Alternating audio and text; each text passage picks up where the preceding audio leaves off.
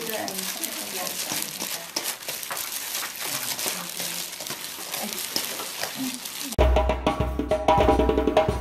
What's up, Seoul? This is your boy Chris here, CaribbeanPod.com vibes. Ended up, I'm in my office. I'm not in the kitchen today.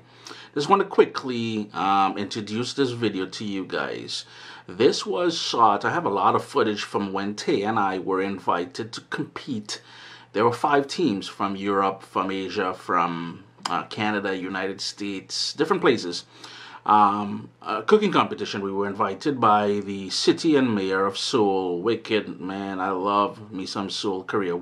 Can't wait to go back. But anyways, a couple things to keep in mind. One, the first part is of a tea ceremony, very traditional, and I don't have a lot of footage of it. What I have, I will share, because I was trying to focus on what was being said, because I really, I like to absorb stuff. The second thing is the quality of the video. I don't know how good it's going to turn out. The camera I was using back then, it wasn't a high definition camera. I think the highest level it went to was 720p. Camera people will understand what I'm talking about. So here we are in a Hanok Village. This is in Seoul, South Korea. So I think it's a recreation of a traditional village. But we'll be doing the tea ceremony, and then we're going to be doing 2 other things. You're going to see me dressing up as an emperor, and the more important part is kimchi making. We'll be making some kimchi, and you'll get a sort of a behind the scenes of how kimchi, the history of kimchi and how kimchi is made. So vibes it up, man. Don't forget to give the video a thumbs up. If you ever have the opportunity to visit Korea, jump, well, not right now. Things were real fiery down there. But I love me some Seoul, South Korea. Vibes it up, man. We're going into traditional tea house now. sorry, I was trying to sorry. Oh, you can. Yeah, come with me.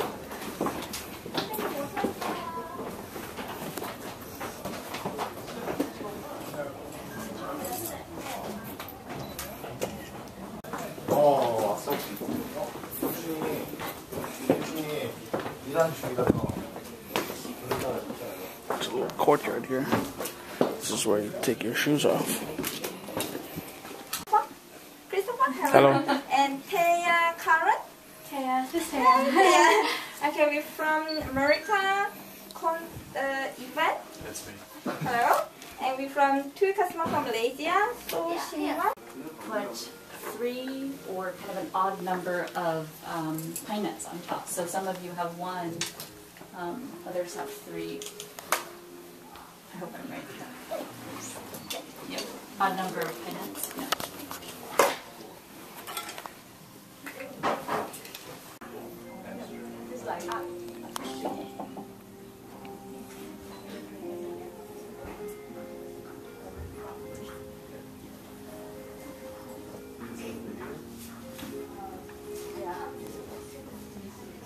Yeah, let me just take a quick little video here. Guys, we're making kimchi, right? Kimchi. Traditional kimchi. Traditional kimchi. What sort of flavors are we putting in there? I see scallions. Is it scallions? We will explain for you later. Okay? She will explain to me. Choose from first. Okay, yeah.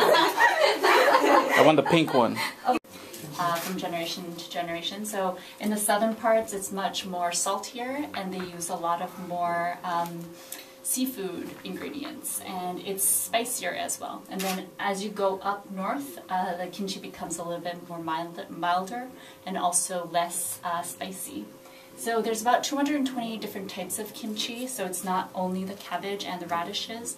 It could be any type of vegetable and or meats and seafood as well. So they change by season and also by region, and it reflects the local tradition and also kind of the local family recipes.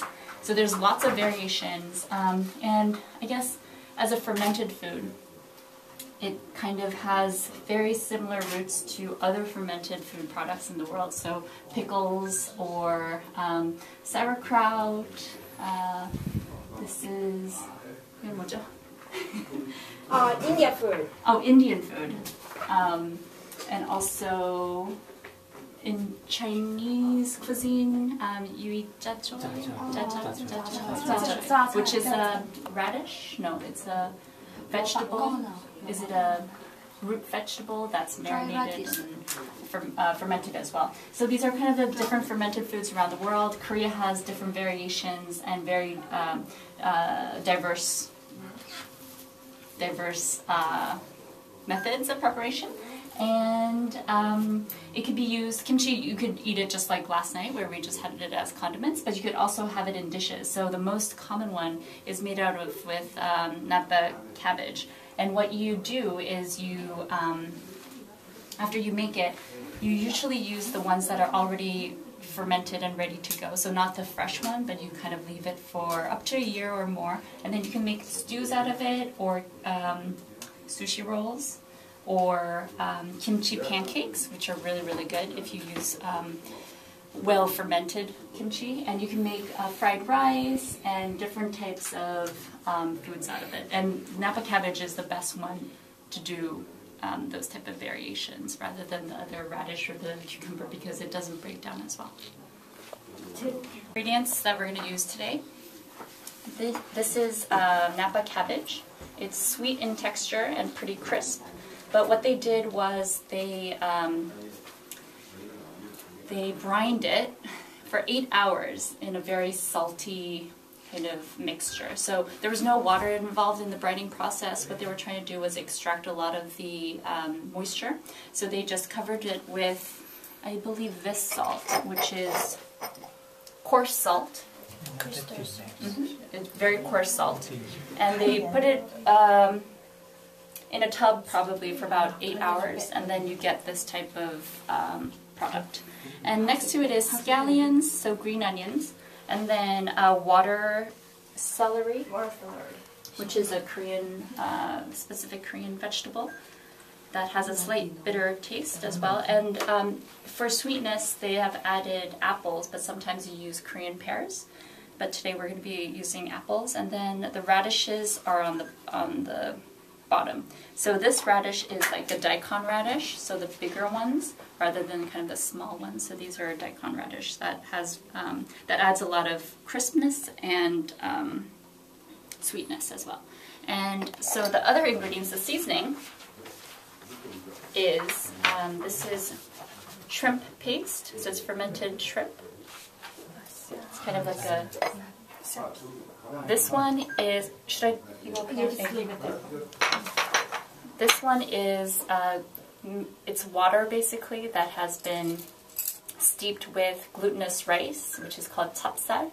So they dunk a bunch of, probably like a handful of glutinous rice in water, and they left it there until the water turned this color, and they're going to use that to add a little bit of starch. This one here is garlic, and the garlic is minced and finely ground. This one is ginger, and it's ground as well. This one right here in the small bottle is sour plum syrup. And sometimes, so when you ferment the sour plum, it becomes sweet, so it's not sour anymore. And then in the water bottle there is anchovy sauce, so it's fermented anchovies, so it has kind of this pungent fishiness to it. And then this one is sugar. Today we're going to be using brown sugar, but you can use white sugar or any other types of sugars there. And then this one is just fine salt. We were showing this one so that you would know how the cabbages were being brined. And then this is the chili, red chili flakes, which is going to add the spice here. This is the most basic ingredients that go into kimchi. Every family has a different tradition and different method. So this is just the basic, but you can add other things like oysters or different vegetables and whatnot, and it can go on and on and on. So we're going to just do the most basic preparation. One thing you should know is that the chili pepper is a recent addition to kimchi, so it hasn't been this way for eternity. This is a new addition since the Columbian exchange. So kind of overflowing spoonfuls. Oh, then you can mix it a little bit. Yep. And then she's going to add some sugar to this mixture. So it's 1/3 of a spoon of sugar.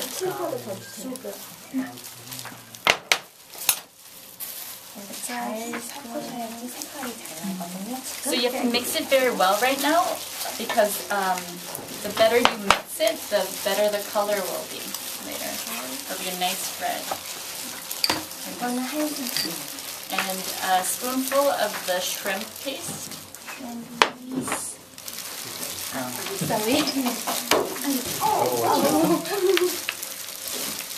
And this is the anchovy sauce. And 1 spoon of the anchovy sauce.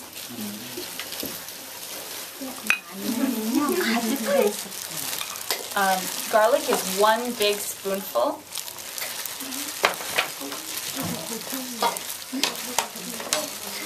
And then ginger is a small spoon.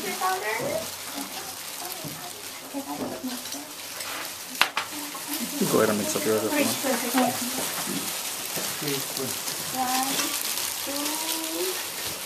This is the plum syrup.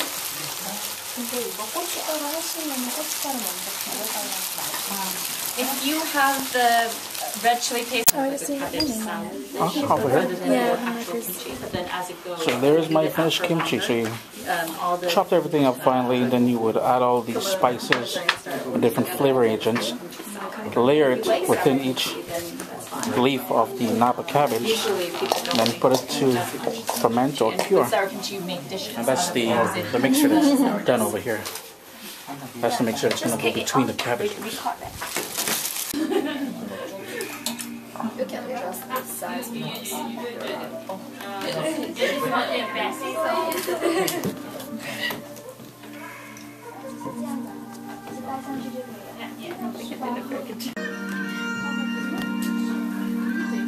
So part of the traditional Korean dress.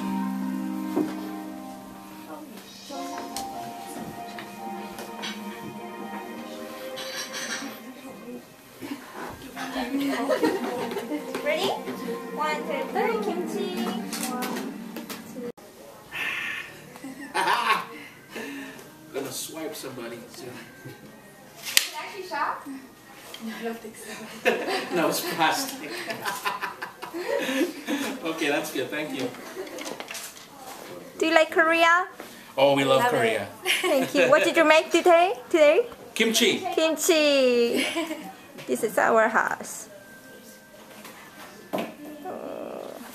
감사합니다. 안녕히 가세요.